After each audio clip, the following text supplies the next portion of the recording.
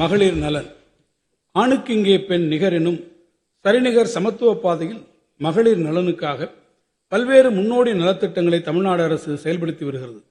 மகளிருக்கு சொத்துரிமையும் கல்வி, வேலைவாய்ப்புகள் மற்றும் உள்ளாட்சி அமைப்புகளில் தனி இடஒதுக்கீடும் அளித்த முத்தமிழறிஞர் கலைஞர் அவர்களின் வழியில் மாண்புமிகு முதலமைச்சர் அவர்கள் தலைமையிலான இந்த திராவிட மாடல் அரசு மகளிரின் முன்னேற்றத்திற்கு பல புதுமையான திட்டங்களை கடந்த 4 ஆண்டுகளில் செயல்படுத்தியுள்ளது.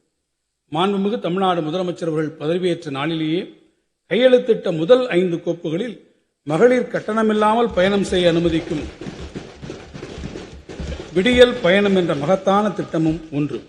தமிழ்நாட்டு மகளிரிடையே பெரும் வரவேற்பை பெற்றுள்ள திட்டத்தின் மூலம் பேருந்து பயணம் செய்வோர் கையெழுத்திட்ட முதல் 5 கோப்புகளில் மகளிர் கட்டணமில்லாமல் பயணம் செய்ய அனுமதிக்கும் விடியல் பயணம் என்ற மகத்தான திட்டமும் ஒன்று. தமிழ்நாட்டு மகளிரிடையே பெரும் வரவேற்பை பெற்றுள்ள திட்டத்தின் மூலம் பேருந்து பயணம் செய்வோர்களில் பெண்களின் சதவீதம் 40 65% உயர்ந்துள்ளது. தினமும் சராசரியாக 50 லட்சம் மகளிர் பேருந்துகளில் இதுவரை 642 கோடி பயணங்களை மேற்கொண்டுள்ளனர். மகத்தான இந்த திட்டத்தினால் பெண்கள் சராசரியாக மாதம் ஒன்றுக்கு 888 ரூபாய் சேமிக்க முடிகிறது என மாநில திட்டக்குழு நடத்திய ஆய்வில் தெரிய வந்துள்ளது என்பது குறிப்பிடத்தக்கது.